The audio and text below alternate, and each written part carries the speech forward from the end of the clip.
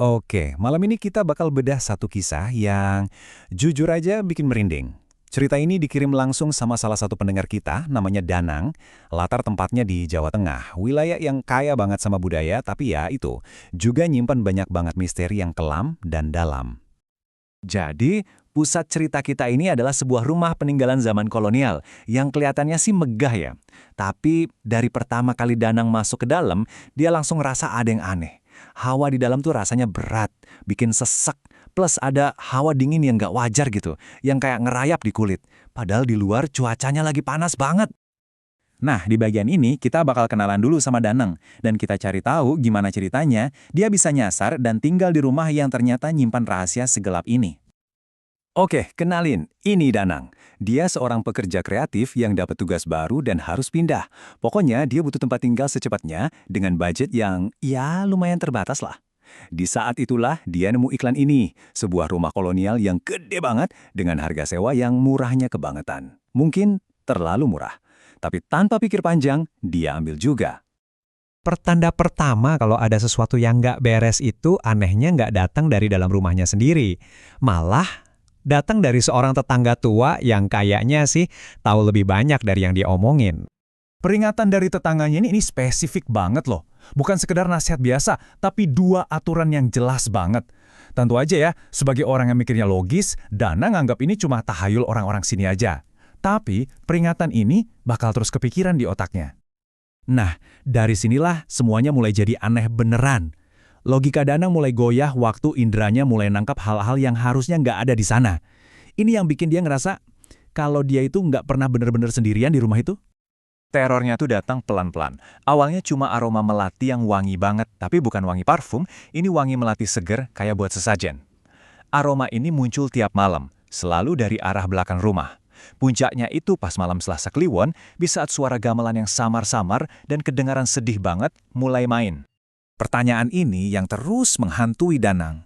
Suaranya itu kerasa deket banget, tapi nggak ada sumber yang jelas sama sekali. Dia kan sendirian di rumah, dan suara gamelan itu seolah-olah dimainin cuma buat dia. Jadi, dari mana asalnya? Dan saat itu juga dia sadar, sumber suaranya datang dari tempat yang paling dilarang, kamar yang ada di paling belakang. Peringatan tetangganya itu bukan lagi sekedar omong kosong, itu adalah sebuah fakta yang mengerikan. Akhirnya, rasa penasaran Danang menang ngelawan rasa takutnya. Malam itu, dia ngerasa harus tahu apa yang sebenarnya ada di balik pintu yang terkunci itu. Coba deh bayangin momen ini. Jantung udah deg-degan parah, nafas ditahan, tangannya gemeteran, Danang nempelin matanya ke celah kecil di kayu pintu yang udah lapuk. Dia siap ngelihat apapun yang ada di baliknya. Pemandangan pertama yang dia lihat adalah satu set gamelan lengkap, diem aja dan penuh debu. Anehnya, ada cahaya misterius yang nerangin ruangan itu, bikin suasananya jadi surreal dan serem banget.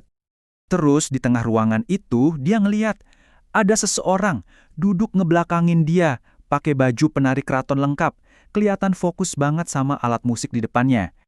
Nah, ini dia jawabannya. Sosok inilah sumber dari musik gamelan yang menghantui dia tiap malam. Gerakan tangannya anggun banget, tapi melodi yang dimainin itu penuh sama kesedihan yang dalam banget.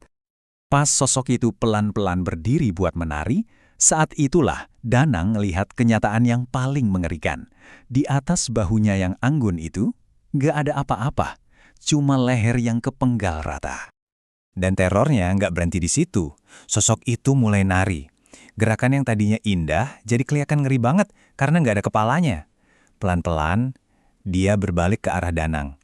Aroma melati yang wangi tadi langsung berubah jadi bau anyir darah. Lalu, bisikan itu datang. Bisikan yang pelan tapi jelas banget kedengeran di telinga Danang. Seolah-olah emang ditujuin langsung buat dia. Sebuah pertanyaan mengerikan dari makhluk yang harusnya nggak bisa ngomong. Pertemuan yang super mengerikan itu akhirnya ngasih sebuah jawaban dari semua keanehan ini. Ya jelas, Dana nggak nunggu lebih lama lagi. Besok paginya, tanpa pikir dua kali, dia langsung beresin barang-barangnya dan pergi. Uang sewa yang hangus nggak ada artinya dibandingin sama teror yang baru aja dia alamin. Pas dia mau pergi, tetangga tua yang sama ngeliat dia. Sambil senyum tipis yang penuh arti, dia nanya satu pertanyaan yang ngejelasin semuanya. Dia tahu. Dia dari awal udah tahu apa yang tinggal di dalam rumah itu. Kata sinden ini jadi kunci dari segalanya. Kata ini ngasih nama ke sosok yang dilihat Danang. Bukan sekedar hantu biasa, tapi arwah seorang seniman yang terikat sama musik dan tempatnya.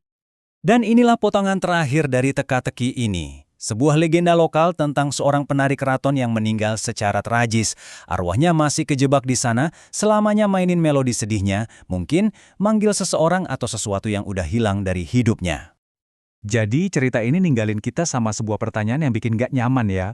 Kisah Danang ini jadi pengingat kalau di balik sebuah penawaran yang kelihatannya bagus banget, mungkin ada harga tersembunyi yang harus dibayar. Bukan pakai uang, tapi pakai ketenangan jiwa kita. Coba deh pikirin lagi.